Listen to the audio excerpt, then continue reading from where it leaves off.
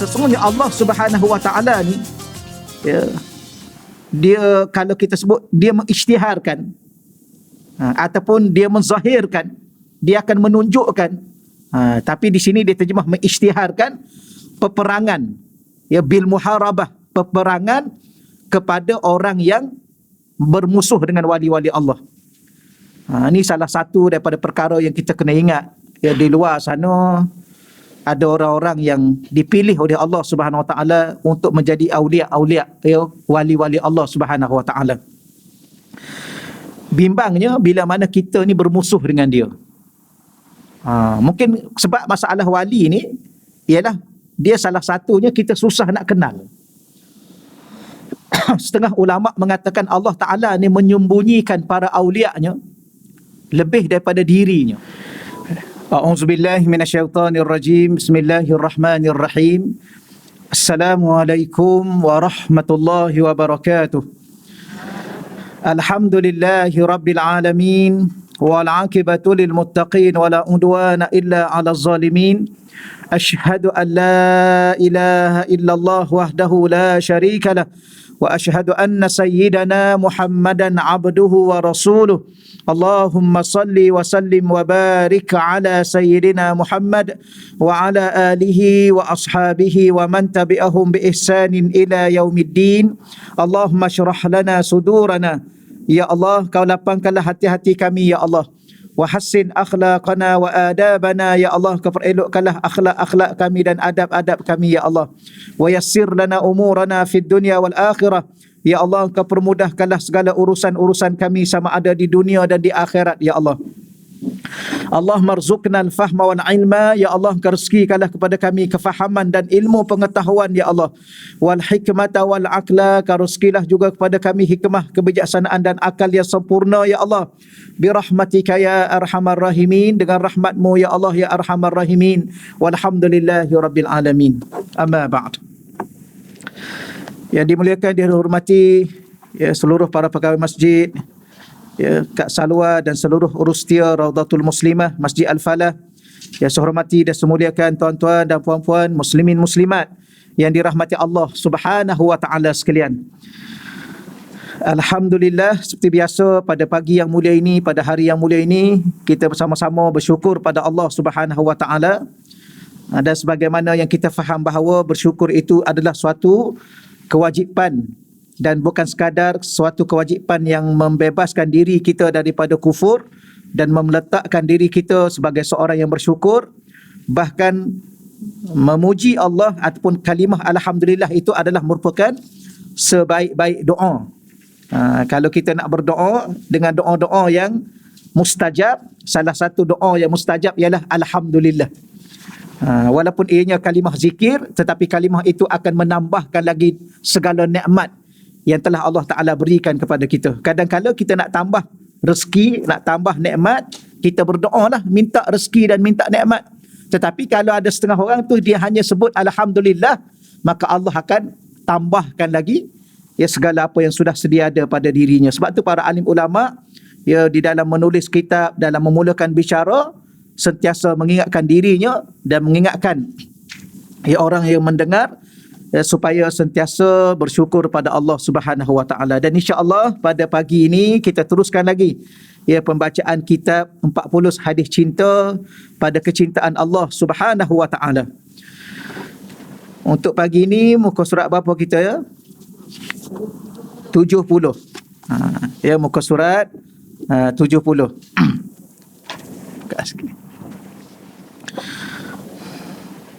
Baik, al-hadis as-salis wal ashrun. Al-hadis as-salisu wal ashrun. Hadis yang ke-23. Al-hadis, hadis as-salis, yang ke-3 wal ashrun, 20. Yang ke-23. Baik, an Sayyidina Zaid bin Aslam an abihi an Umar anna Sayyidina Umar. Kita terus terjemah dah, ya. An Zaid bin Aslam, ya, daripada Sayyidina Zaid bin Aslam. An abihi, daripada ayahnya. Anna Umar, bahawa sesungguhnya Sayyidina Umar kharaja ilal masjid yauman, ya, keluar dan pergi ke masjid, yauman, pada suatu hari. Ini kalau bahasa Arab lah. Kalau bahasa kita, ya, pada suatu hari Sayyidina Umar keluar, ya, dari masjid. Ya, dia telah keluar dari masjid. Kemudian fawajada Muaz, ya, bin Jabal.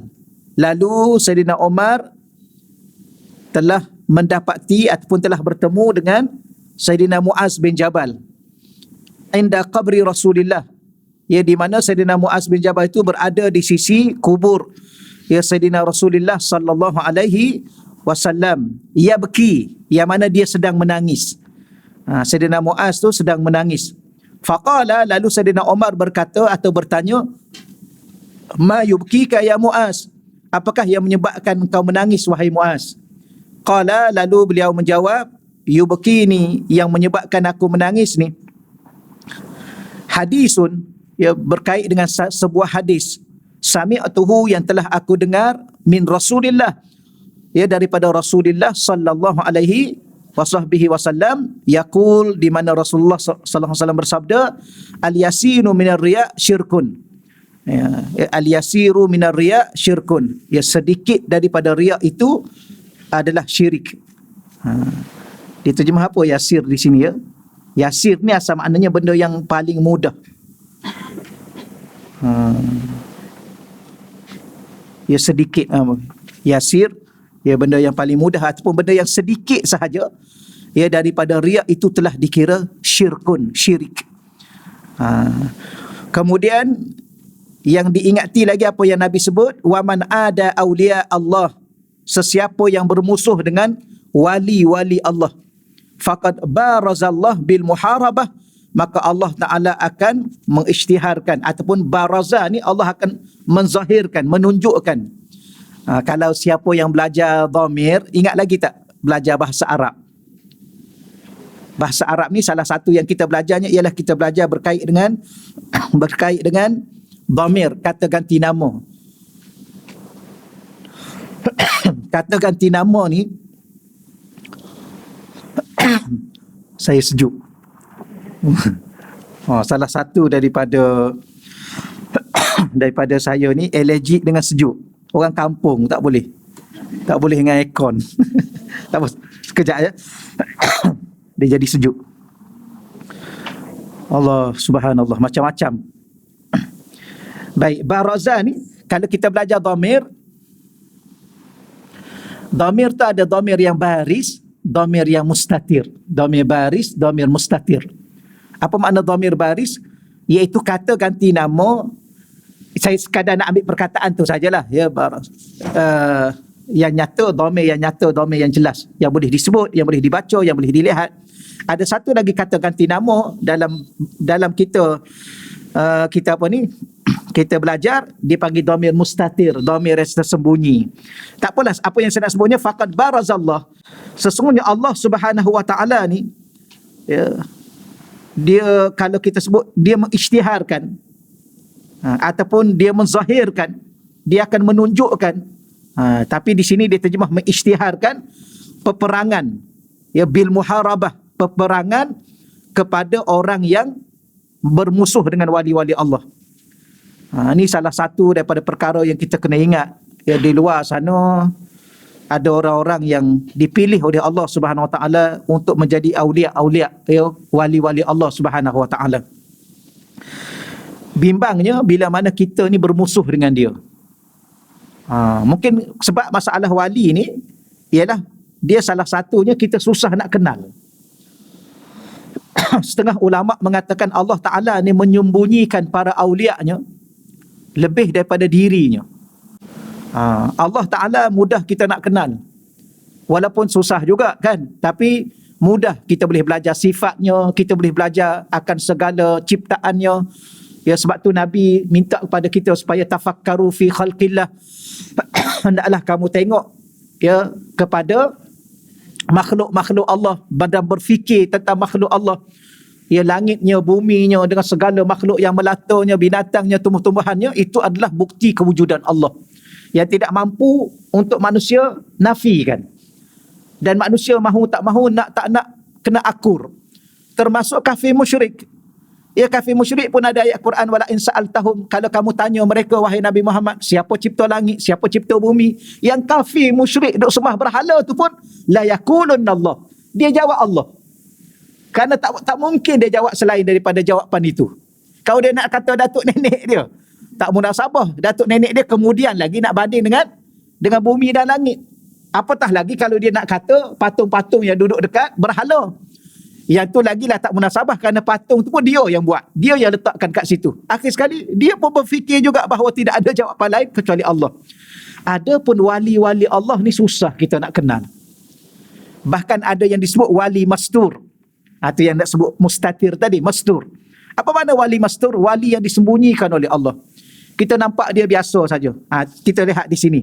Antara contohnya, apakah sifat-sifat tersebut yang kita nak belajarnya, orang yang dicintai oleh Allah. Ini salah satu daripada golongan yang akan dicintai oleh Allah, iaitu innallaha, sesungguhnya Allah Ta'ala ni yuhibbu, mencintai al-abrar, orang yang baik-baik. Ya, al-abrar ni orang yang baik. Kemudian al-atqiya, orang-orang yang bertakwa. Al-akhfiya, orang-orang yang ni akhfiya ni kalau dia terjemah apa di sini? Yang sembunyi, yang tidak menonjol-nonjolkan diri. Apa lagi tu? Dia tulis di sini yang tidak dikenali kan. Khafi ni ialah yang tersembunyi. Dia datang dalam satu majlis, contoh di sinilah, kita baca lagi lah. Allazina, siapakah mereka ni? Al-abrar, al-atqiya, al-akhfiya. Al-akhfiya, orang yang tidak dikenali, yang dia ni sembunyi. Siapa mereka? Allazina, mereka adalah orang-orang yang in ghabu lam yutafaqqadu. Apabila mereka ni ghaib, mereka ni tidak ada. Ghabu tu mereka tak ada. Dan mereka ni tidak kita rasa kehilangan. Ya, kalau dia tak ada, tak adalah. Tidak kata, dah mati dah dia, satu dunia bercakap pasal dia. Tak ada. Ya, dia matilah. Wa in hadaru lam yu'rafu, kalau dia hadir, contoh dia hadir dalam majlis kita ni, lam yu'rafu, dia tidak dikenali. Kalau dia tak datang pun orang tak tanya dia, kalau dia datang pun orang tak kisah dengan dia. Ni ya. Qulubuhum masabih al-huda. Ya, qulubuhum masabihul huda. Hati mereka diibaratkan pelita. Masabih ni jamak kepada misbah. Misbah tu satu pelita. Masabih beberapa pelita. Maknanya hati dia, seketul hati dia ni seumpama pelita-pelita yang menerangi dengan cahaya hidayah. Yang mana cahaya hidayah itu yang muncul daripada setiap penjuru bumi yang gelap. Yakhrujuna, yang mana cahaya hidayah daripada hati mereka itu, yakhrujuna, keluar, kalau kita sebut bahasa asalnya, yang muncul min kulli ghabara'il muzlimah, daripada penjuru bumi yang gelap. Siapa mereka ni? Adalah awliya-awliya Allah yang hati mereka penuh dengan cahaya hidayah. Siapa yang duduk dengan mereka akan mendapat hidayah, akan dilimpahi dengan cahaya hidayah. Ini wali-wali Allah Subhanahu wa ta'ala. Baik, kita baca syarah dia sebelah tu dulu. Kita hurai satu persatu insya-Allah. Muka surat 72. Hadis ini mengandungi peringatan yang penting tentang bahaya riak. Riak. Ada kat bawah tu, dia ada nota kaki sikit tu, boleh kita baca ambil manfaat. Apa makna riak? Walaupun kita dah faham dah makna riak, maka dia tulis di sini, riak bermaksud melakukan atau meninggalkan suatu ibadah kerana selain Allah. Ia bertujuan diperhatikan oleh manusia. Dia ada dua situasi. Selalunya kita belajar apa makna riak, buat ibadah nak tunjuk-tunjuk. Pun betul juga riak. Satu lagi, meninggalkan ibadah takut orang tengok. Pun juga riak. Contoh kita nak solat kat masjid. Nak solat apa? Solat sunat. Tapi tak jadi nak solat. Sebab apa? Takut orang tengok. Itu pun riak. Ni dalam makna yang lebih luas.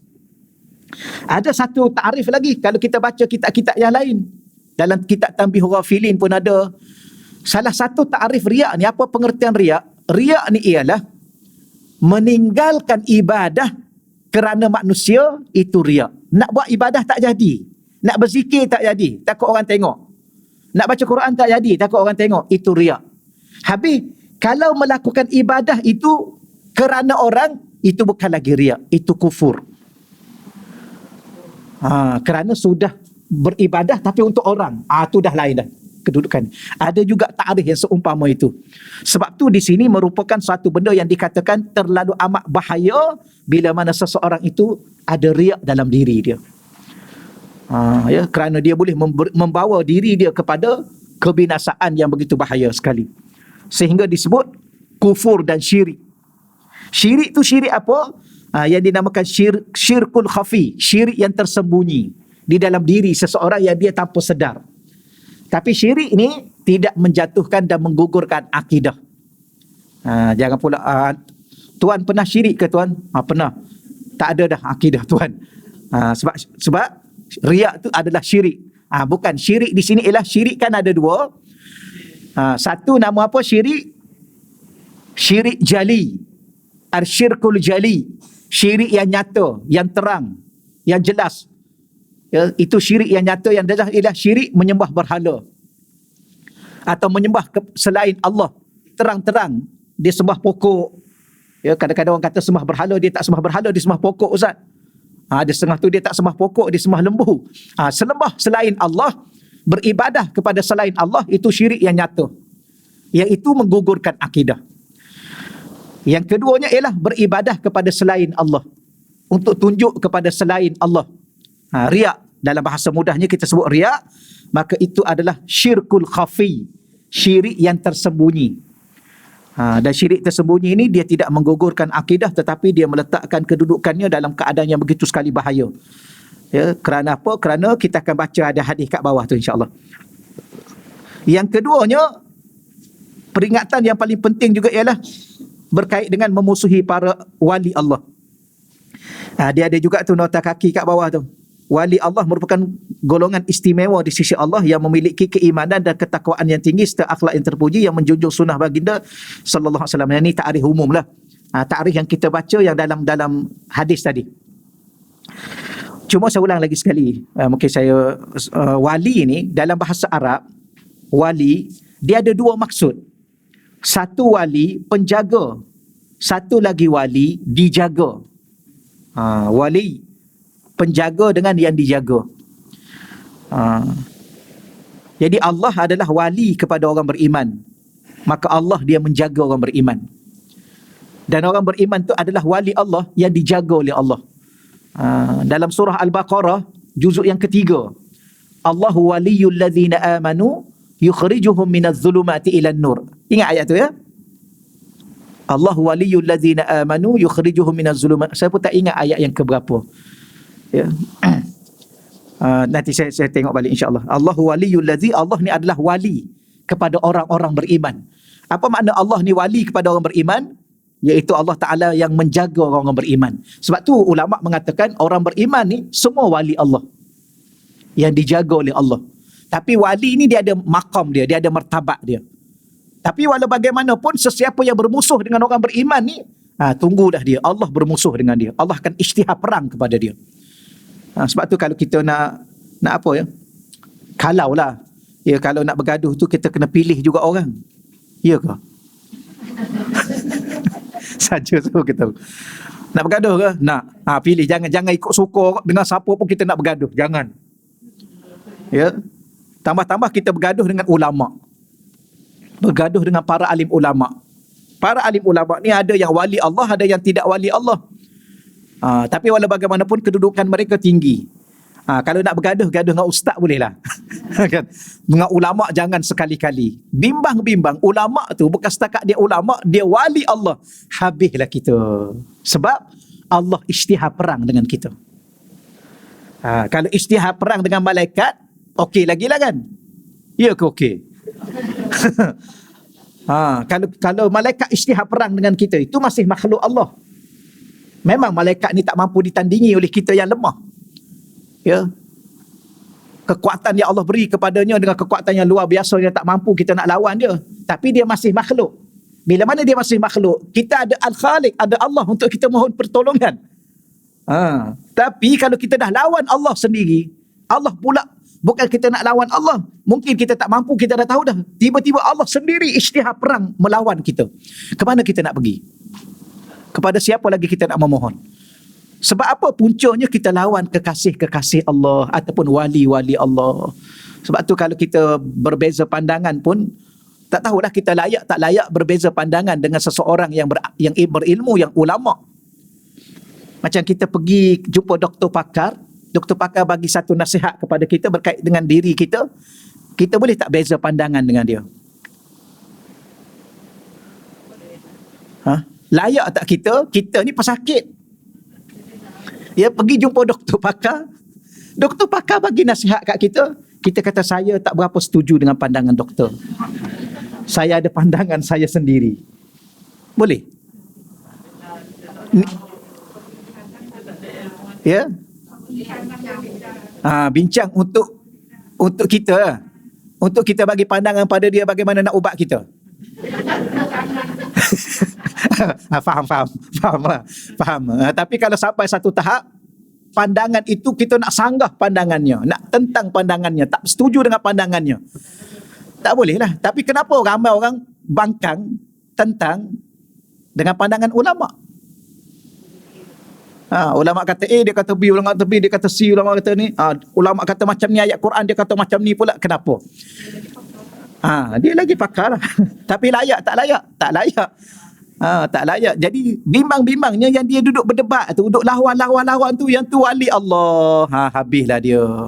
Ni kena hati-hati. Sebab tu dia menangis. Kenapa? Kerana bimbang, risau umat selepas ini mengambil sikap-sikap yang tidak sepatutnya. Yang pertama dalam bab ibadah, riak, ya, kepada selain Allah, tunjuk kepada selain Allah, iaitu riak, ataupun bermusuh dengan para wali. Baik, kedua-dua perkara ini menyebabkan seseorang Muslim akan mendapat kerugian di akhirat.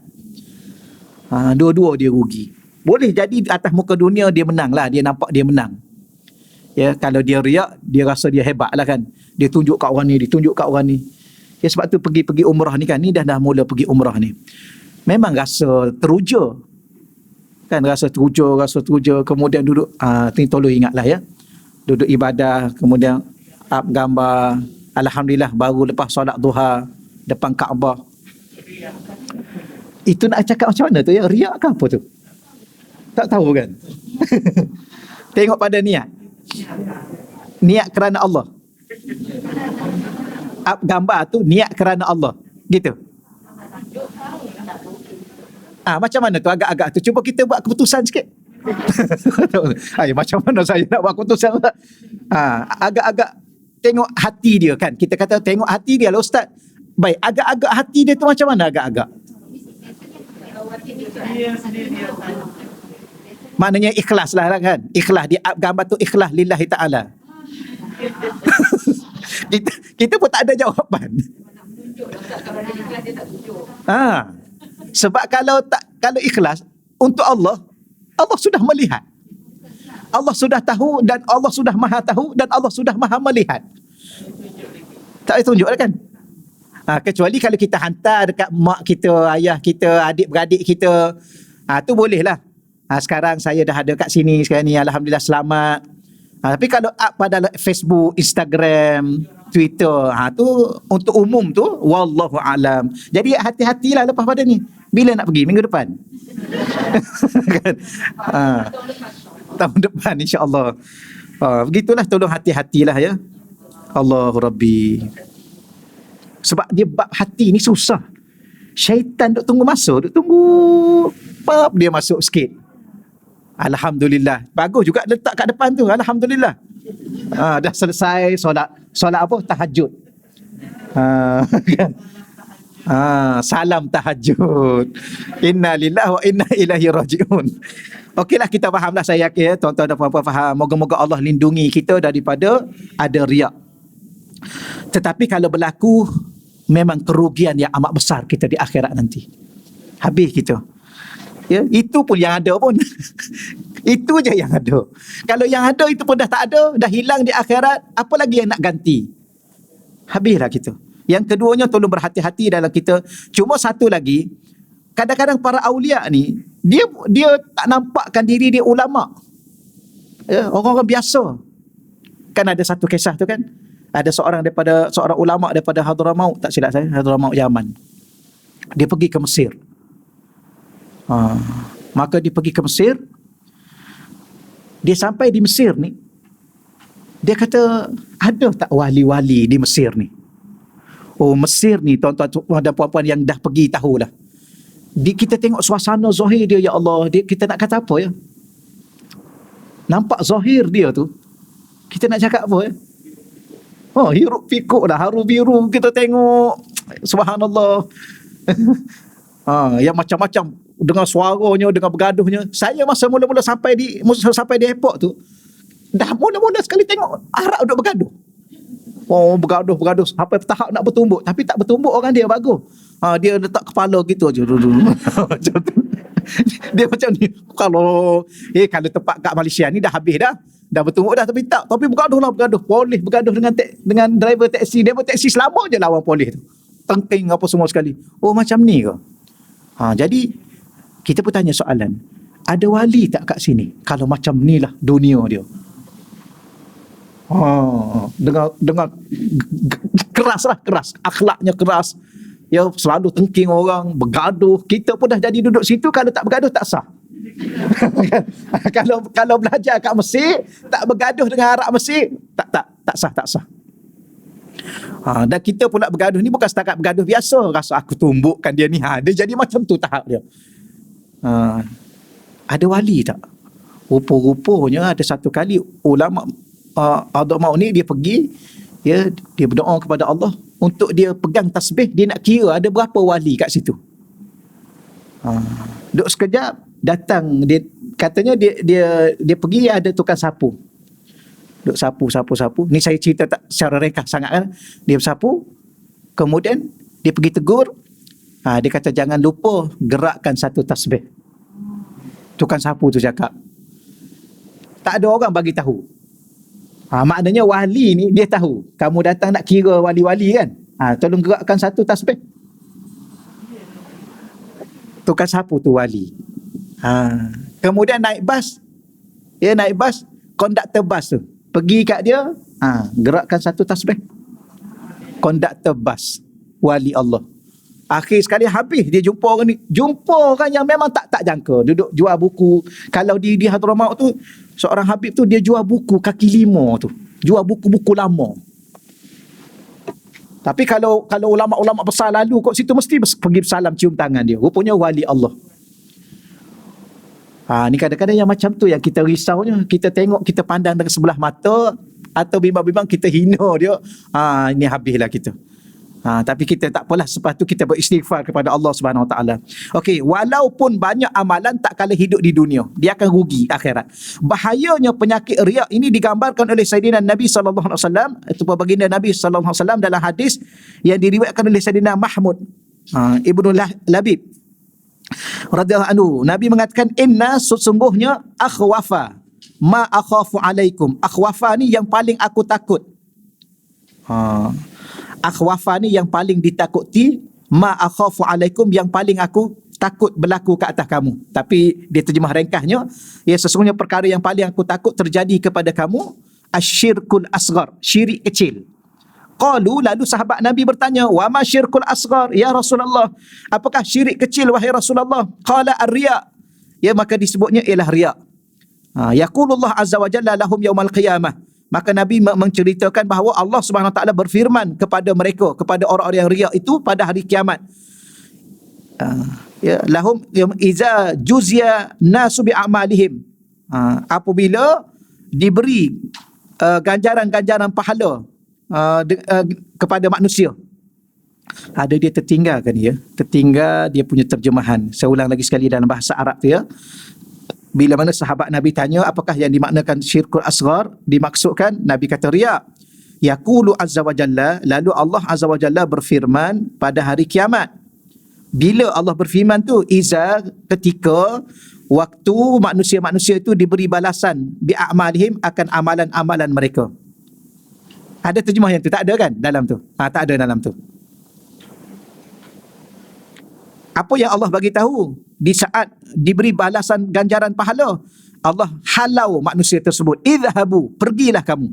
Ilal ladzina, kepada orang-orang yang kuntum, adalah kamu, turauna fid dunya, yang kamu tunjukkan amalan kamu kepadanya di dunia. Di situ baru dia terjemah. Dia ada tertinggal terjemahan tu. Terjatuh terjemahan. Tu kena belajar bahasa Arab tu. Kalau tidak tertinggal. Bila Allah halau ni, di saat Allah himpunkan manusia di pada mahsyar, di saat Allah nak bagi ganjaran-ganjaran pahala, maka termasuklah yang riak-riak ni pun tunggulah pahala. Dulu duk tunjuk kat orang, sembahyang tunjuk kat orang, qiyamul lail tunjuk kat orang, baca Quran tunjuk orang, sedekah tunjuk pada orang.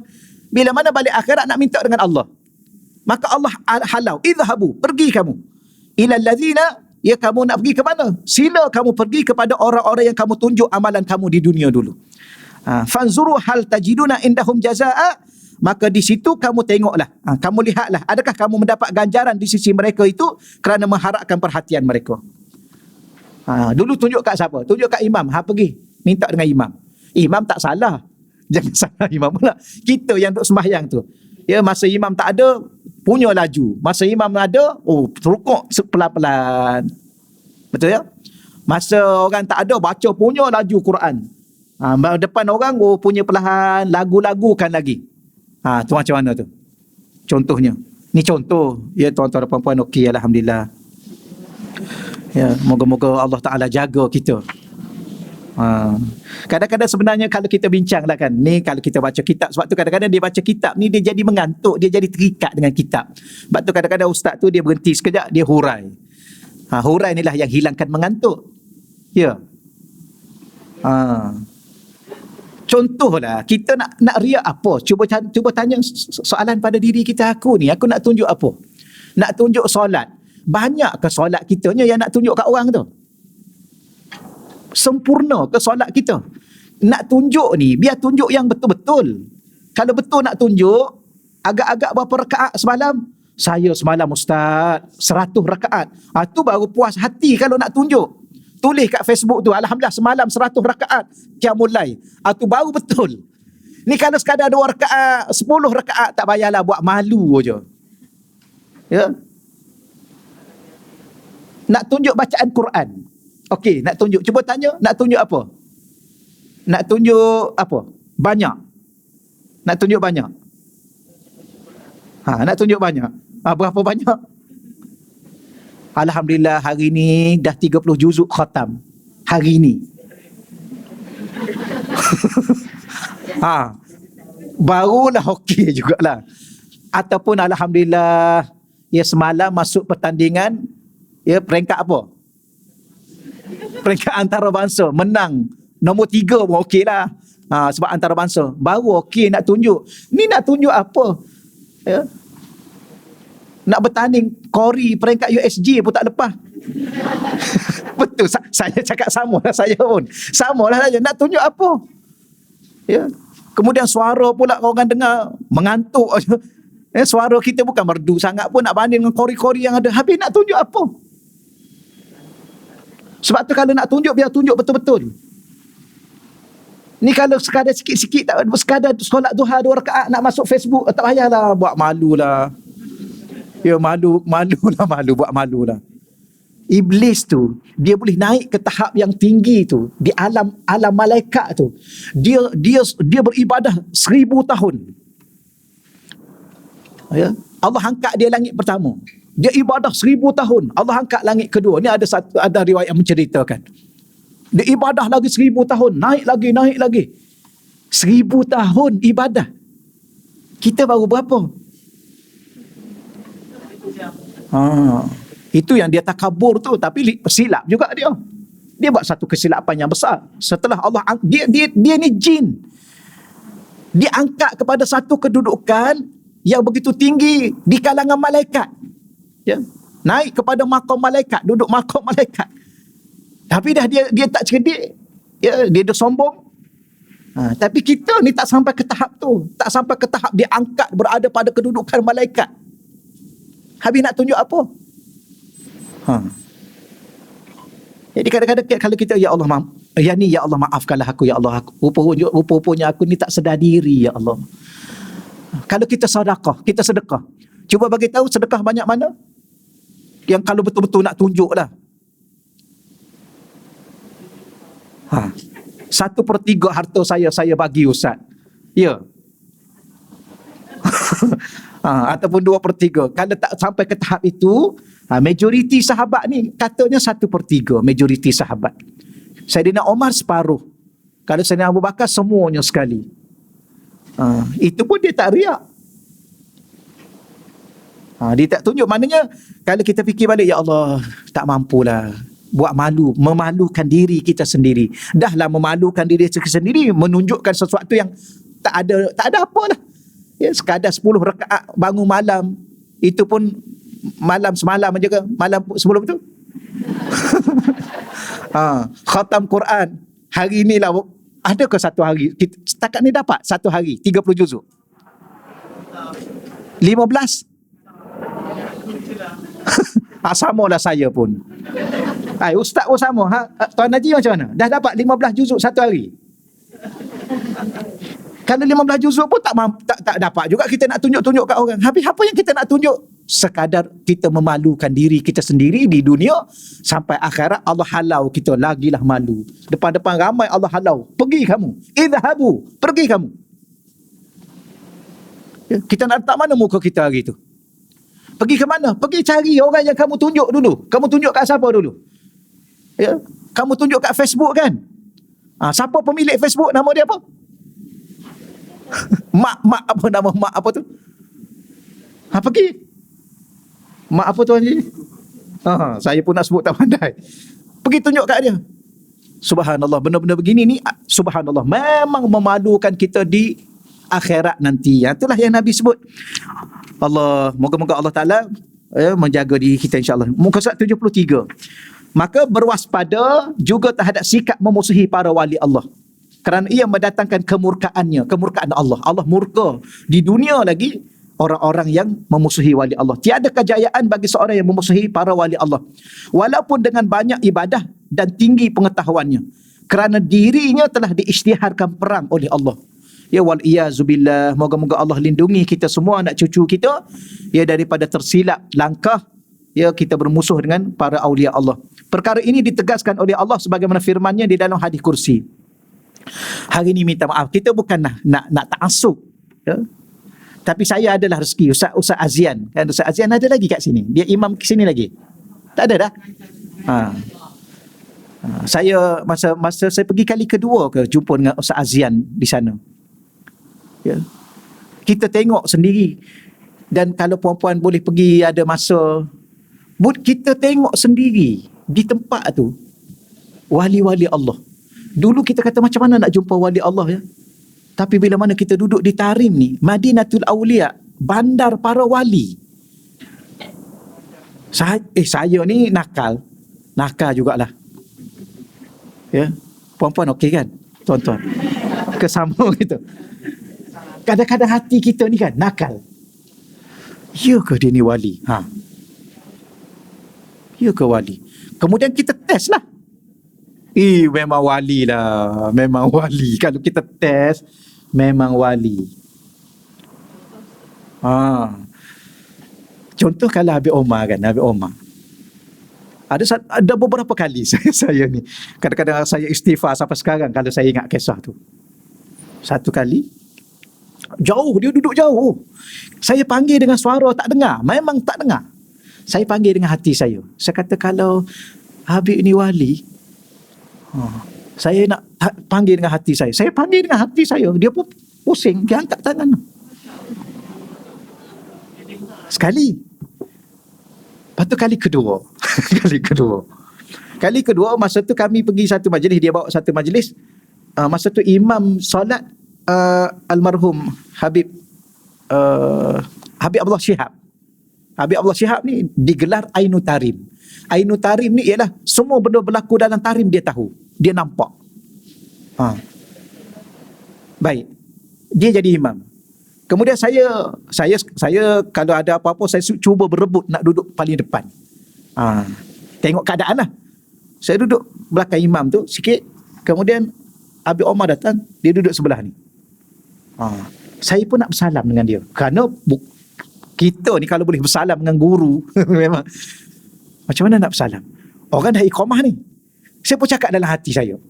Saya kata, Habib, saya nak bersalam lah. Dia pun tengok. Dia salam. 2 kali. Kemudian ada sekali lagi. Kita ni, ya ke? Lagi sekali, lagi sekali. Masa tu pergi ziarah satu tempat, lepas solat doa. Saya duduk saf yang ketiga rasanya. Habis Omar saf yang kedua, saf pertama ataupun saf kedua. Ada imam, guru dia juga. Kalau ada guru dia tak akan jadi imam. Guru tu doa, saya amin. Saya amin, doa tu saya faham. Saya faham, saya pun amin. Saya faham, dia baca doa, saya faham, amin. Ada satu rangkap tu saya tak faham. Saya pun cakap macam mana? Saya kata, yang ni aku tak faham. Dalam hati ni, yang ni aku tak faham, aku tak nak amin. Bila mana saya cakap gitu, habis Omar duduk depan tu, dia pusing tengok. Dia pusing tengok kat kita, dia tengok. Saya pun tunduk. Amin, amin, amin.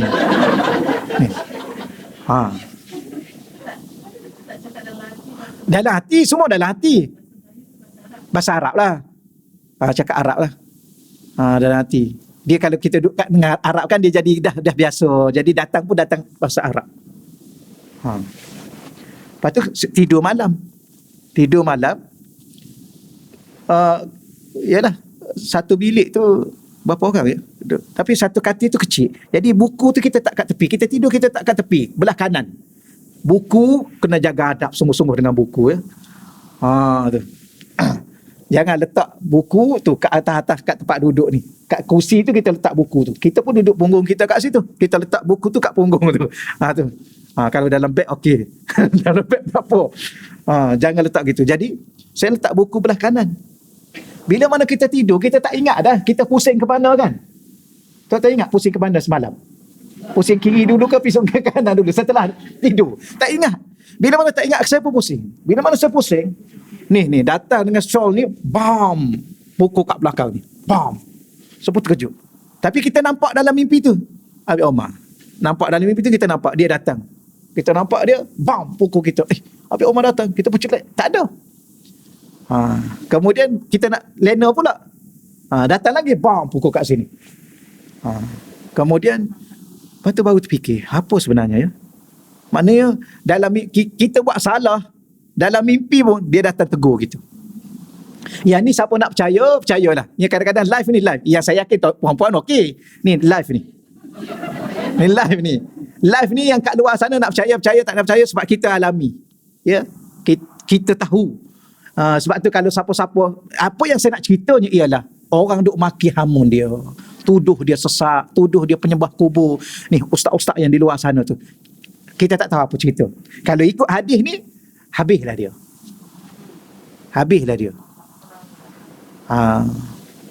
Banyaklah kalau kita nak cerita sebab kita duduk situ. Ya. Yang tuduh penyembah kubur, siapa yang sembah kubur? Ingat kita ni bodoh sangat tak tahu kubur dengan Tuhan.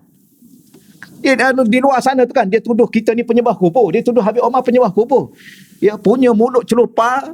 Dia ingat kita ni mengaji ni, ingat sampai ke tahap kita ni bodoh nak tak boleh nilai mana satu kubur, mana satu Tuhan. Dia penyembah pemuja kubur. Penyembah kubur pun ada, pemuja kubur pun ada. Dia ingat kita tak tahu di mana satu Allah, Tuhan yang maha berkuasa, yang maha benar, mana satu kubur. Jadi seolah orang ni kalau dia tuduh orang macam tu kan, seolah dia merendahkan mentaliti orang ni bodoh sangat. Dia terlalu bodoh sangat nak banding dengan dia. Tapi tak tahulah, inilah kisah dia. Ya. Ini yang itu yang lain-lain lagi tu. Ya ada pakcik tu kan saya cerita tu, pakcik tu. Masa makan tu dia tegur saya. Ya, masa makan, ya, orang Arab dia makan daging dulu, dia makan lauk dulu. Ya, jadi saya dengan pakcik tu, tapi pakcik tu daripada awal dia tak tengok depan dia tengok ya depan dia lah. Depan dia makan lah. Kita ni kan kita tengok lauk tak ada kat depan ni, duduk kat depan situ. Depan dua orang tu. Saya ambil lah lauk tu letak tengah. Dia ambil lagi. Kemudian saya nak ambil lagi sekali, pakcik tu cuik saya. Dah, dia kata. Maknanya kalau dia ada nak makan, bagi kat dia lah. Tapi kita faham apa yang bahasa isyarat dia. Akhir sekali saya cakap dalam hati saya. Saya kata qalilul adab. Saya cakap kat orang, dua orang depan tu. Dalam hati saya. Dalam hati, jangan cakap depan-depan. Saya cakap dalam hati lah. Ya, sebab tu hati kita ni susah nak jaga. Bila mana saya cakap qalilul adab, pakcik itu tepuk paha saya, tunjuk kat hati saya, tunjuk kat hati dia. Dia kata, "Dang, ni." Tu pakcik biasa tu. barulah kita akui, oh memang betul, Madinatul Aulia, bandar para wali. Pergilah. Subhanallah. Orang-orangnya subhanallah begitu sekali lembut, budi bicaranya, hormat pada orang. Budi bicara dia. Kemudian orang perempuan nak seminggu, 2 minggu duduk situ tak nampak. Tak boleh tengok. Kalau tengok pun nampak hitam semua. Tu pun kalau kita tengok jauh kan, dia dah pusing ke lain dah. Dia pusing lain, dia lari. Ya, kita pun rasa juga nak tengok kan. Dah seminggu dah tak tengok. Contohnya lah kan. Ni itu kita kata jiwa kita yang agak nakal. Tak boleh, tak boleh tengok. Sebab tu barulah faham, patutlah dia orang ni subhanallah. Duha, solat duha, orang perempuan dia katanya wallahu alam, ya, 8 rakaat duha tu, 1 rakaat 1 juzuk. Dia orang hafal umur 7 tahun lagi. Kita kat sini memanglah tak mampu sebab kita ni umur 70 tak hafal-hafal lagi. Dia umur 7 tahun, samalah saya pun. Itu yang masalahnya. Okeylah, setakat itulah kita jadi sembang dah. Jadi nak bagi tahunya begitu. Ya, sepatutlah Allah Ta'ala, sebab mereka ni malamnya menangis ya kepada Allah, siangnya beribadah pada Allah, malamnya bangun qiyamul lail, siangnya berpuasa, Quran khatam seminggu sekali, tak wali Allah. Seminggu sekali khatam Quran, seminggu sekali majlis khatam Quran. Mesti majlis khatam Quran, mesti ada orang khatam Quran. Kita ikut je lah, alhamdulillah pun nasib baik kita dapat rezeki. Tiap-tiap minggu, hari Khamis, pagi Khamis majlis khatam Quran. Majlis khatam Quran. Tiap-tiap malam, Khamis malam Jumaat, maulid. Tiap-tiap minggu maulid. Ya, mencetuskan rasa rindu, rasa cinta, rasa kasih pada Nabi. Ya, bila mana rindu dan cinta dan kasih pada Nabi, akan pasti dia akan ikut Nabi.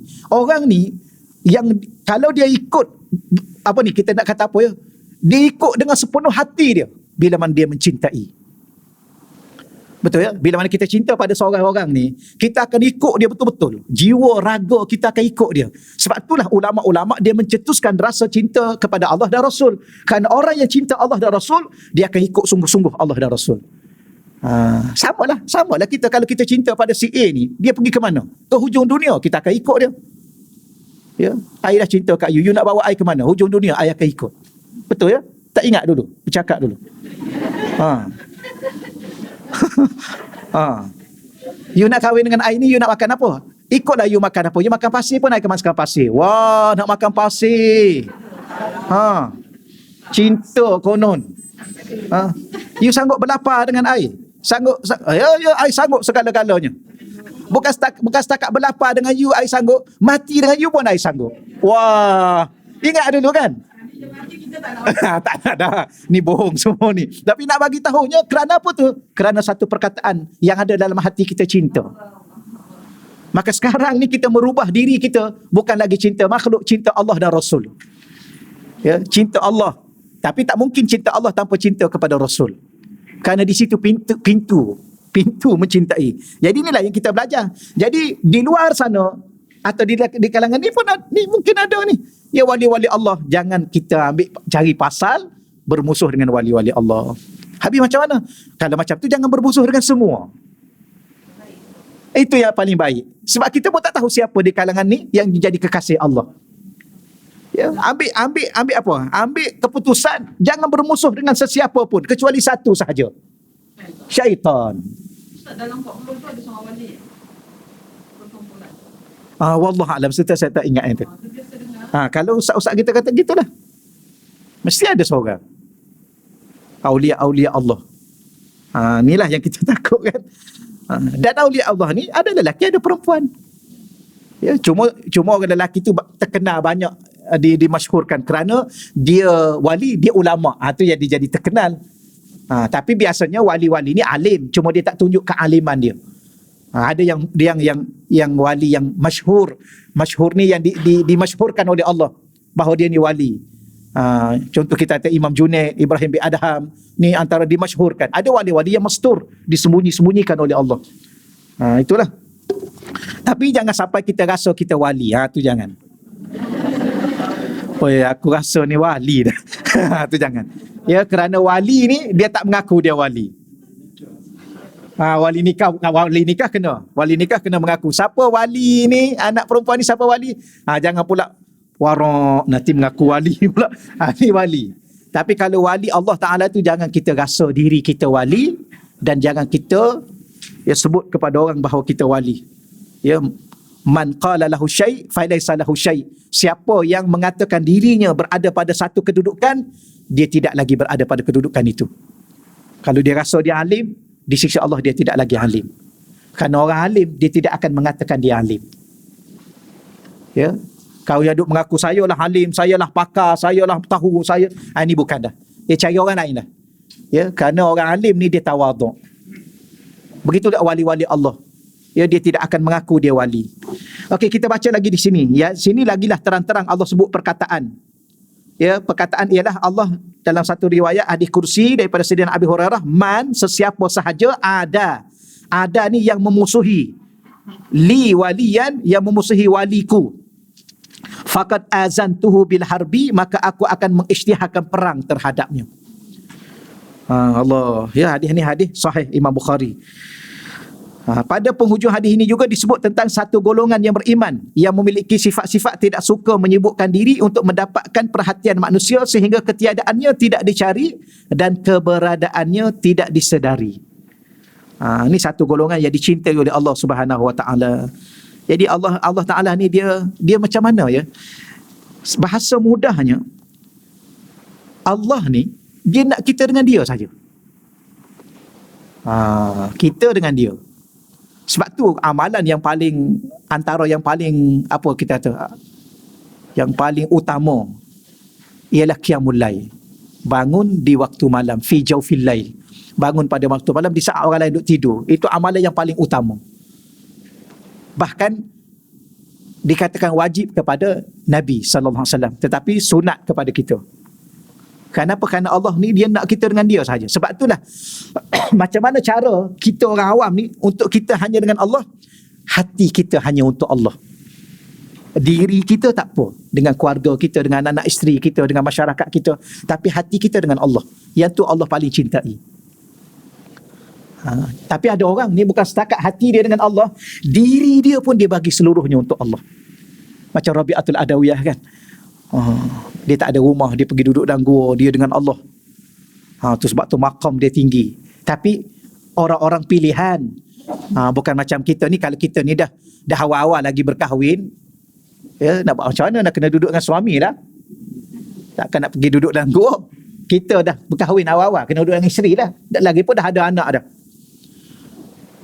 Saya pun rasa tahu silap juga dulu kahwin. Kan? Ya. Silap pula. Kita nak kata apa kan? Nak kata, kalau aku tak kahwin dulu, aku boleh jadi macam ni. Kan? Tapi silap lah. Tapi nak bagi tahunya sebenarnya hidup ni Allah dah takdirkan. Tak habis lagi ayat. Tak habis lagi. Allah dah takdirkan kita kahwin, kemudian ada anak, kemudian duduk dalam masyarakat, maka kena bermasyarakat lah. Kecuali Allah pilih kita awal-awal, macam ramai ulama-ulama yang tak kahwin. Imam Nawawi tu, Imam Al-Hafiz An-Nawawi, dia tak sempat kahwin. Ramai ulama-ulama, berapa puluh-puluh ulama yang mati, yang tak sempat kahwin. Mereka hanya duduk dengan Allah dengan ilmunya. Gitulah. Ada juga wali-wali Allah. Tapi kalau Ibrahim bin Adham tu, dia tinggal keluarga dia. Wali Allah yang besar tu, dia tinggal keluarga. Dia ni raja. Dia raja. Satu kali ada orang berjalan atas bumbung dia. Ni dalam kisah-kisah kita boleh baca lah. Dia kata, kamu cari apa atas bumbung istana? Dia kata, aku cari unta aku hilang. Dia kata, mustahil kamu akan jumpa unta kamu atas bumbung istana aku. Dia kata begitu ke? Aku pun nak bagi tahulah kepada kamu, mustahil kamu jumpa Allah di dalam istana kamu. Mana selagi mana dia duduk sebagai seorang raja, bermewah-mewah dengan kebesaran, dengan segala-galanya, dia tak akan jumpa Allah. Apa makna jumpa Allah tu? Mengenal Allah dan menjadi wali Allah, tu maksud dia. Akhir sekali dia tinggalkan istana dia, dia tinggal pangkat raja dia, dia tinggal semua keluarga dia pergi keluar. Dia mencari, dia belajar untuk menjadi wali Allah. Dan menjadi wali Allah yang terkenal. Ada juga yang macam tu. Allah. Tapi walau ha? Orang yang tadi beri cakap wali, orang menunjukkan. Ya tu wallahu alam. Saya tak itu nanti saya rujuk baliklah. Ya, kalau dah jadi wali tiba-tiba Allah lucukkan balik. Ya, kerana kalau kaedah umumnya Allah Taala ni dia pilih orang yang sudah memang dia tahu selayaknya. Wallahu alam. Ya, selayaknya. Dan mungkinlah ada beberapa perkara, cuma kalau maqam diturunkan maqam tu ada. Ya, kerana kadang-kala kedudukan kita ni ada dia adab. Dia benda yang paling tinggi sekali pada awliya Allah ni adalah adab. Adab dia dengan Tuhan. Sebab tu dia tidak akan pernah rasa apa saja yang ditimpa ke atas dirinya adalah bagi dia sesuatu kegembiraan. Macam kita kata Sayyidina Uwais Qarni tu. Tu awliya Allah, wali Allah. Ya, sehingga Allah bagi dia sakit pun dia terima dengan redha. Dia tak nak sembuh. Cuma mak dia saja supaya berdoa, supaya suruh dia berdoa, supaya Allah sembuhkan dia. Dia kata, "Wahai Allah, kalau mak aku ni tak suruh aku untuk aku berdoa dan kamu suruh aku taat pada mak aku tak akan doa." Ya, kenapa? Dia sudah seronok dengan apa yang dia ada. Apa yang dia ada? Penyakit yang diberi oleh Allah. Siapa Allah? Kekasih dia. Kita ni kan, kalau kita bercinta, kita berkasih sayang ni, apa saja daripada kekasih kita, kita rasa seronok. Termasuklah dia cubit kita pun. Kita rasa okey kan? Betul kan? Cubit apa? Cubit, tengok memang mewah. Merah ni. Ya, macam mana? Okey. Begitulah wali-wali Allah menjaga adab dengan Allah. Kerana dia tahu bahawa sesuatu yang Allah lakukan untuk dirinya, itulah yang terbaik. Dia tak akan mungkin membantah. Itu adab. Tapi mungkin kalau kadang-kadang dia tersalah adab, dia turun maqam dia. Sebab wali ni dia ada kedudukan maqam-maqam dia sehingga disebut kutub. Ya, kutub ni biasanya disebut adalah ketua para wali pada zaman-zaman tertentu. Wallahu alam selebihnya. Tapi dari segi akidah Ahlussunnah wal Jamaah, wali tu ada? Ada. Mana hadis ni? Hadis Nabi ni. Mana ayat Quran? Ala inna awliya Allah. Ya, ada ayat Quran yang mengatakan, sebab ada pihak dia tak terima wali ni ada. Bagi dia tak ada wali, manusia biasa saja. Sama saja. Kemudian bila mana dia tak mengaku wali, dia mereka tak menerima wali, mereka tidak menerimalah ilmu-ilmu tentang kasyaf. Wali ni kan Allah buka mata hati dia. Mata hati dia ni kan dia boleh tahu. Macam tadi lah, dia sebenarnya, kita duk bincang pasal mata hati, sebenarnya dia roh. Ya, seorang wali Allah ni roh dia dah kembali kepada keadaan hampir menjadi asal roh tu. Diri dia. Kenapa sekarang ni kita boleh bercakap? Sebab roh ada. Kita boleh melihat sebab roh ada. Kita boleh mendengar sebab roh ada. Jadi kita mendengar dengan apa sebenarnya kalau kita tanya soalan. Tapi bab-bab begini ni tak boleh dibincang secara umum. Takut orang salah faham. Jadi sebenarnya kita bercakap dengan apa ni? Dengan roh lah. Ya, kalau roh tak ada, sebelum ni bukan main lagi banyak bercakap. Dah sepatah-patah perkataan tak boleh nak bercakap. Sebelum ni tajam pandangan dia. Bila roh keluar jadi mayat, satu pandangan pun dia tak dapat melihat. Jadi roh ni dia ada kekuatan, bahkan dia tak tidur dan dia tak akan mati. Ya, yang mati tu bila mana berpisah roh dengan jasad tu dah mati. Jadi roh ni ada kekuatan. Jadi bila mana awliya Allah ni dah dekat dengan Allah, Allah dah buka hijab ni, menyebabkan kembali balik mata roh yang asal, yang tajam, pendengaran roh. Sebab tu kita cakap dalam hati dia dengar. Sebab roh ni dia bukan ada mata saja. Sebelum ni kita duk bincang pasal mata hati. Habis telinga hati. Takkan hati ada mata saja, tak ada telinga. Maka kalau kita baca dalam ayat-ayat Quran, hati ni ada telinga dia. Sebab tu dia boleh dengar. Kita cakap dalam hati tu dia boleh dengar. Sebab telinga dia ni, telinga roh dia kalau kira-kiranya dah mula terbuka, dia punya hijab. Hijab ni pun payah juga kita nak bercakap. Apa makna hijab? Dinding yang menghalang kita. Kalau dinding tu diangkat, kita boleh nampak. Nampak apa? Kan depan kita ni kan banyak jin ni. Ada alam jin kan? Kat mana alam jin tu? Keliling kita. Di keliling kita ni lah. Kita pergi ke kubur tu, ada apa kat situ? Alam barzakh. Kita pergi ke kubur tu simbolik aja di situ. Di situ ada alam barzakh. Mak kita duduk alam barzakh, ayah kita duduk alam barzakh. Sahabat-sahabat kita duduk kat situ, duduk alam barzakh. Ada nampak alam tu? Ada tak alam tu? Kenapa tak nampak? Sebab ada hijab di dinding mata kita ni, hijab. Wallahu a'lam selebihnya. Ada malaikat tak kiri kanan ni? Kenapa tak nampak? Ni mata kita tak mampu nak melihat kerana terdinding. Nabi nampak tak Nabi? Malaikat. Nabi nampak malaikat. Kan dalam rupa yang asal Nabi nampak malaikat. Maknanya Nabi itu telah dibuka hijab oleh Allah dengan kedudukan Nabi, dengan kedudukan Rasul yang berinteraksi dengan malaikat, maka nampak. Yang inilah yang kita duk cerita sekarang ni. Bahawa di sana ada wali-wali Allah Subhanahu Wa Taala. Pukul berapa dah kita ni ya? Dah habis dah masa kita ni. Baru nak mula baru ni. Ada soalan? Dah habis dah ni mengaji ni, boleh balik dah kita ni. Tak ada apa. Allah. Tapi walau bagaimanapun, kesimpulan pada hari ini ialah pertama sekali supaya Allah jaga hati kita daripada riak. Ya, tolonglah berdoa pada Allah. Kerana kadang-kadang nak jaga hati ni susah.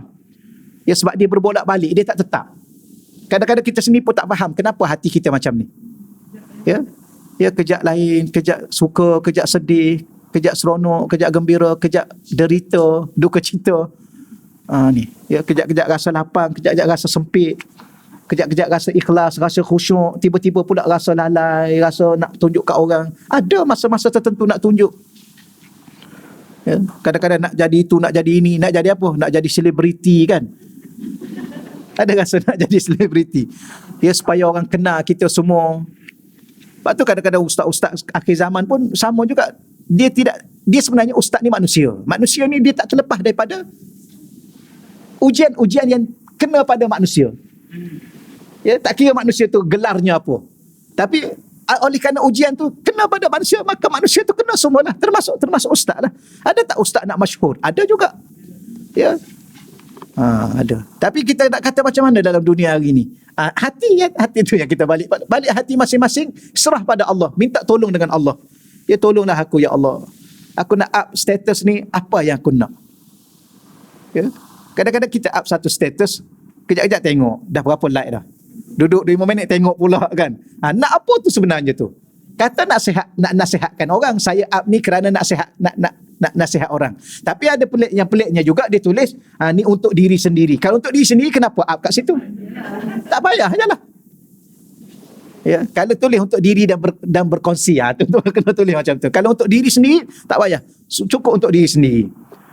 Itulah insya-Allah setakat tu dahulu. Yang kedua, doa juga pada Allah supaya Allah hindarkan diri kita daripada kita berdepan dengan wali-wali Allah yang kita tak jaga adab dengan dia. Bahkan bermusuh dengan dia. Sedangkan dia wali Allah. Sebab kita tak kenal dia. Ya, minta dengan Allah, hawa-hawa tolonglah ya Allah, engkau jagalah adab aku ya Allah. Engkau jagalah akhlak aku ya Allah, engkau jaga lidah aku dan sikap aku ya Allah bila mana aku berdepan dengan kekasih-kekasihmu, wali-walimu ya Allah. Kerana aku tidak mengenali ya Allah wali-walimu. Dan kalau sebelum ni aku pernah menyakiti hati walimu ya Allah, aku pernah mengatakan sesuatu yang tak selayaknya kepada awliya-awliyamu ya Allah, aku minta ampun ya Allah. Kena bagi tahu pada Allah Subhanahu Wa Taala. Selebihnya serah pada Allah. Allah, ya. Ada soalan? Silakan tuan. Dalam hadis riwayat oleh Sayyidina Ali, dia ada sebut bahawa Nabi ada menunjuk Sayyidina Ali dan Fatimah untuk solat malam. Bolehkah kita menghantar mesej mengajak rakan solat tahajud? Dia begini tuan-tuan ya. Ada satu bab kan kita nak berkongsi. Dia begini tuan, kalaulah kawan kita tu dia minta daripada kita lah. Dia minta daripada kita, kalau Haji, kalau Hajah bangun malam, mesej lah juga pada saya, kejutkan saya. Yang tu boleh. Ataupun kita dalam grup kan, dalam grup kita dah bagi tahu awal-awal, ya kalau siapa-siapa yang nak bangun, insya-Allah saya boleh tolong kejutkan kalau saya bangun. Ya, kalau siapa-siapa yang bangun, boleh tolong mesej dalam grup. Sebab bab tersebut dia bab yang bimbang-bimbang dia mengganggu. Contoh kita mesej kejutkan orang tak mau, orang tak mau. Yang tu salah kita tu tuan Haji. Salah kita sebab dia berkait dengan, sebab itulah kalau kita nak qiyamul lail, kita jangan buka speaker luar tu. Dia tolong ingatkan pada Bilal tu jangan takut dia tersalah buka speaker luar. Kita nak kata kita buka je lah ustaz, kita zikir kuat-kuat biar yang ada sekeliling ni bangun. Tak boleh, salah. Mengganggu. Kerana waktu tu memang waktu rehat. Allah sebut dalam Qurannya waja'al laila libasa. Allah jadikan malam tu untuk libas. Libas tu sebagai pakaian untuk dia selimut, untuk tidur, untuk dia rehat. Kecuali dia bagi tahu pada kita, tolong kejutkan saya. Ya, kalau Tuan Haji bangun, kalau Tuan bangun, qiyamul lail, tolong kejutkan saya. Saya juga nak bangun, tu boleh. Ataupun kita tanya dulu. Ya, siapa-siapa yang kalau nak bangun, saya boleh tolong kejutkan. Itu pun kalau saya bangun lah. Tapi itu pun payah juga nak kena jaga hati kita kan. Jadi tak apa, walau bagaimanapun kita pakat boleh. Kita buat satu grup. Siapa-siapa nak masuk grup ni, kita pakat-pakat kejutkan pukul 4 pagi, pukul 5 pagi. Tu boleh. Persetujuan bersama. Tapi kalau kita blast mesej kita tu kepada yang tak setuju, kemudian dia terasa hati, itu salah kita. Memang ada. Mentang-mentang dia bangun tahajud, dia suruh kita bangun juga. Kita penat dia cakap. Yang tu tak boleh, itu salah kita. Walaupun ada Nabi kejutkan, itu lain. Kecuali anak kita, orang rumah kita itu bawah tanggungan kita. Dan disunatkan juga. Kalau kita bangun, kita solat dulu 2 rakaat ke berapa rakaat, kita pergi kejutkan isteri. Kalau dia tak nak bangun, kita renjih-renjihkan air. Itu ada dalam bab tu. Tapi kalau jiran kita, itu kita kena tanya dia dulu. Wallahu a'lam. Ya.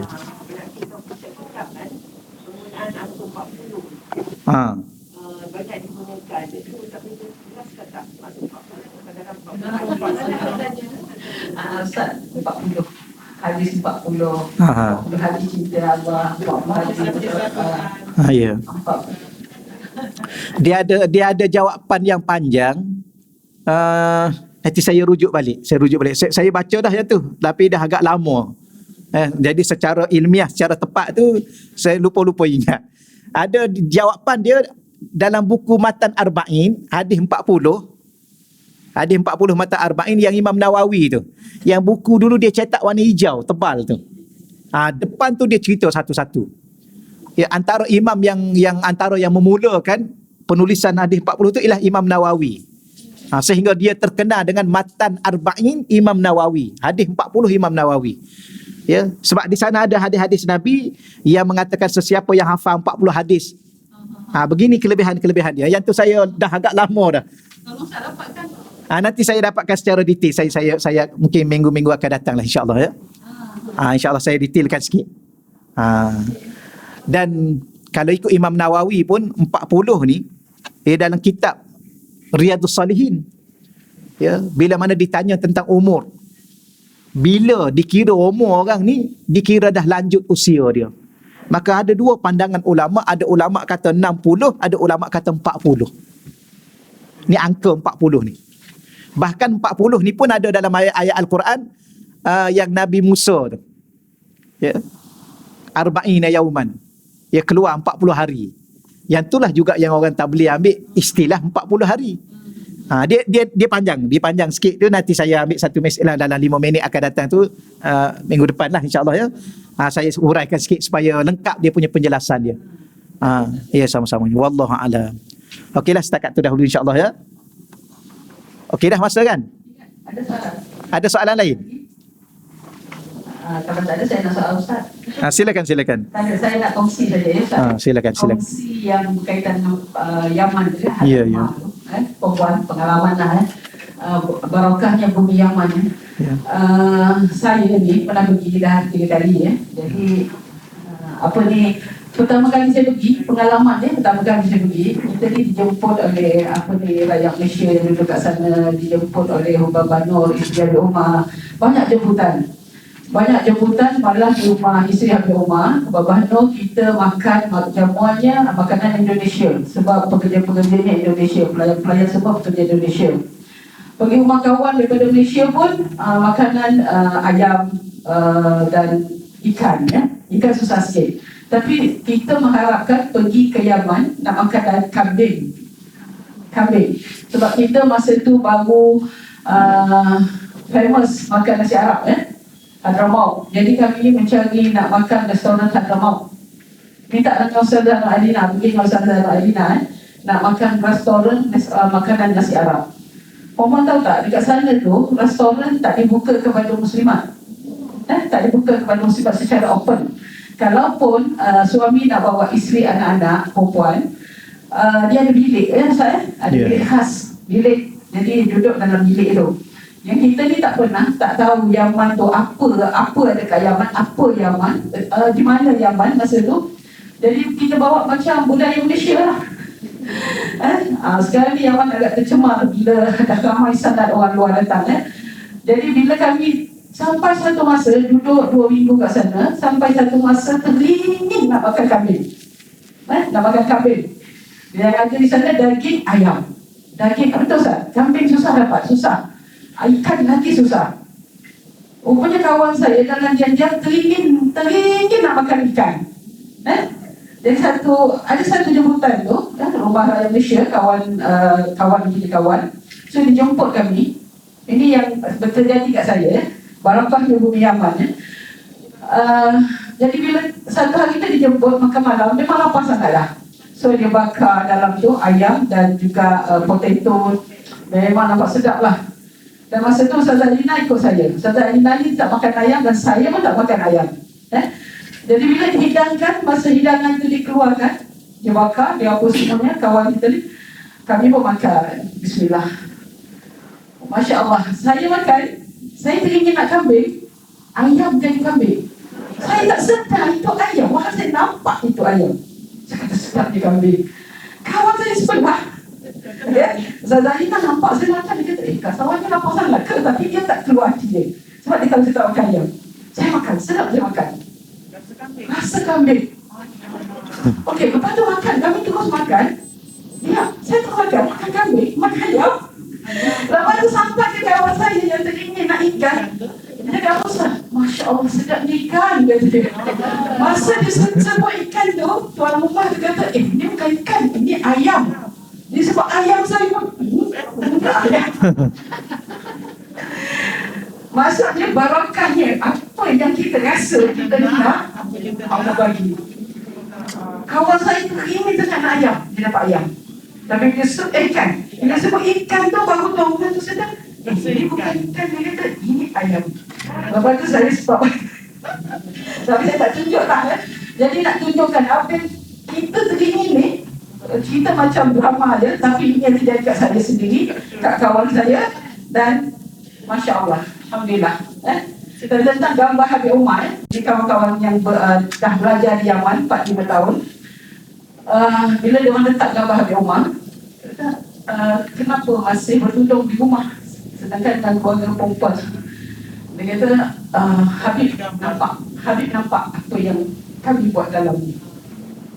Jadi dia sentiasa menjaga aurat dia, sentiasa bertudung di rumah walaupun tak ada bukan mahram. Sebab ada gambar, sebab roh tadi yang Ustaz cerita tadi kan, ilmu roh dan juga kasabnya apa ni, wali-wali Allah ni dia nampak walaupun dia tak ada di depan mata kita, walaupun hanya segebil gambar. Itulah. Tapi itu mendalam Ustaz Ya. Pergilah ke Yaman ya, sebab bumi Yaman ni sangat barakah. Dan kuburnya Zambar tu memang itu salah satu acara yang kita perlu sampai ke situ lah. Macam kita pergi ke Madinah ke Mesir kan? Kalau pergi ke Yaman, kita pergi ke Zambar. Di situ ada beratus ribu wali Allah yang dikebumikan di situ kan. Dan Zambar tu macam tak ada, macam sentiasa telah berdengar, bercahaya macam siang. Adalah sekadar perkongsian sikit Ya Kak. Ya Ustaz. Ada permintaan ni untuk bacaan sedekah Al-Fatihah ya kepada Allahyarham Muhammad Adib Kasim yang bekas anggota Bombo tu, ada permintaan. Sempena 17 Disember ni masuk tahun ketiga kematian Allahyarham. Jadi permintaan kita sama-sama lah. Juga ibu kepada pekerja Masjid Al-Falah ni yang Bangladesh Memang tu ya. Memang mak dia meninggal juga semalam. Dan bersamakanlah sekaligus doa untuk border beliau. Dan Mak Hafiz Bilal Masjid Al-Falah juga meninggal baru-baru ni kerana COVID. asalnya sakit biasa tapi meninggal kerana COVID. Bilal ya, yang putih itu yang hari kita jemput tu. Dan lepas tu dia juga COVID. Dan kali kedua dia COVID. dah start bertugas dah. Alhamdulillah. Itulah. Dan sebelum Ustaz baca doa, nanti di luar sana Ustaz dah beritahu dah ada Ustaz bawa ayam dan ada 20 ekor Ada. Tolong siapkan, jangan ada pertukaran kalau boleh, RM24 seekor. Kalau boleh kita habiskan selepas kuliah nantilah. Dan sebelum saya segera balik kita doa pada Ustaz. Saya dah tak nak buat pengumuman lagi lepas ni. Esok kuliah kita ya, insyaAllah jam 10 pagi bersama Dr. Hafizah Musa di sini lah. Jadi semua dia buat. Okey Ustaz, kita tutup dengan doa. Terima kasih. Jadi pertamanya insya-Allah kita sama-sama baca Al-Fatihah. A'udzubillahi minasyaitonirrajim. Bismillahirrahmanirrahim. Alhamdulillahil alamin arrahmanir rahim. Maliki yaumiddin. Iyyaka na'budu wa iyyaka nasta'in. Ihdinas siratal mustaqim. Siratal ladzina an'amta 'alaihim ghairil maghdubi 'alaihim waladdallin. Amin. A'udzubillahi minasyaitonirrajim. Bismillahirrahmanirrahim. Allahumma shalli ala sayyidina Muhammadin miftahi babi rahmatillah adada ma fil ilmillah salatan wa salaman daimain bidawami mulkillah wa ala alihi wa sahbihi. Allahumma rabbana ighfir lana dhunubana wa liwalidina wa liabaina wa liummahatina wa lijaddatina wa liajdadina wa liahlina wa liahli baitina wa liikhwanina wa liakhawatina wa limasyayikhina wa limuallimina wa liman lahu haqqun alaina wa liman ahabbana wa liman awsana wa astawsana wa lijami'il muslimina wal muslimat wal mu'minina wal mu'minat al-ahya'i minhum wal amwat birahmatika ya aziz ya ghaffar ya karim ya sattar ya azim ya arhamar rahimin ya amar rahimin ya amar rahimin. Allahumma ighfir lahum warhamhum wa'afihim wa'fu anhum wa akrim nuzulahum wa wasi' madkhalahum wa aghsilhum bil ma'i thalji wal barad wa naqqihim minal khataaya kama yunaqqa ath-thawbul abyadu minad danas. Allahumma abdilhum khairan daran min darihim wa ahlan khairan min ahlihim wa zawjan khairan min zawjihim wa a'izhum min azabil qabri wa fitnatihi wa min azabin nar. Allahumma la taftinna ba'dahum waghfir lana wa lahum bi rahmatika ya arhamar rahimin. Allahumma ahyina bil iman wa amitna bil iman wahsyurna bil iman wa adkhilna al jannata ma'al iman. Allahumma arzuqna qabla al mauti taubah wa 'inda al mauti syahadah wa ba'da al mauti jannatan wa na'iman bi rahmatika ya arhamar rahimin. Rabbana atina fid dunya hasanah wa fil akhirati hasanatan wa qina adzaban nar. Wa sallallahu ala sayidina wa maulana Muhammad walhamdulillahi rabbil alamin. Taqabbalallah minna wa minkum ya karim.